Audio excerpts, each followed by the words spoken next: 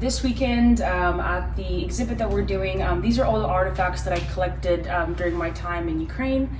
Most of these are from the front lines. These are things that Russia brought onto Ukraine territory. Like, for example, here's their hats, this is their belts, this is one of the soldiers' helmets, this is their food kits, kind of what's inside there. So all of these items you'll be able to touch, see in the images as well.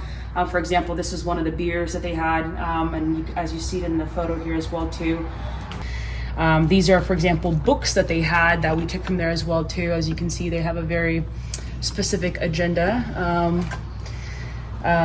So, for example, these were on all of the military boxes saying exactly where from Moscow and where their weapons came from. So when people say, you know, if they question where it comes from, they literally have it to the T as far as, you know, where they got all their items.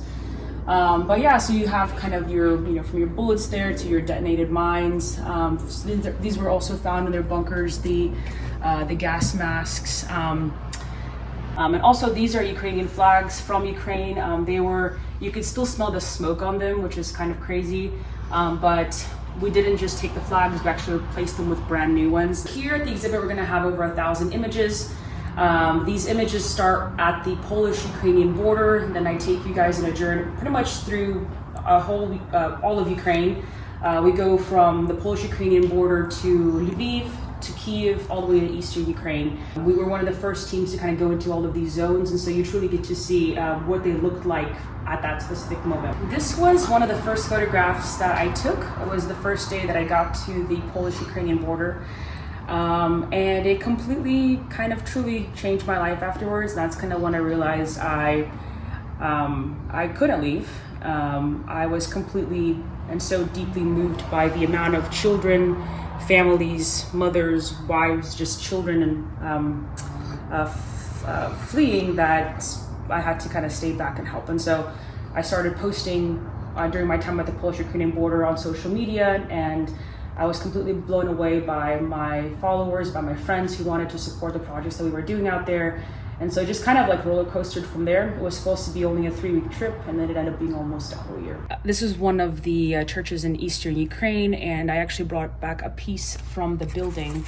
And again, that's kind of like my favorite part about this exhibit is you can actually see the image and then be able to, you know, touch and feel the objects from this photo here as well.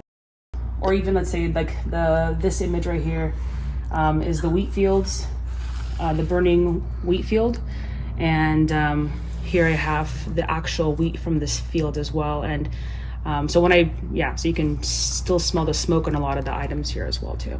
I want this exhibit, I mean, it's not for profit. We're not making any money on this. Any profit that we do make will go back to Ukraine and to the projects that we do out there. But I want people to be able to, again, to come, to see, to feel, to see how real this is.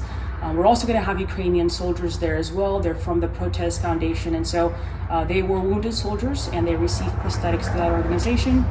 And they are going to come, and also we're going to do a Q&A, and they're going to share their stories. And so I think it's going to be a really powerful few days of, again, seeing, feeling, smelling, and actually hearing real experiences, real lives that were affected, real lives that were changed.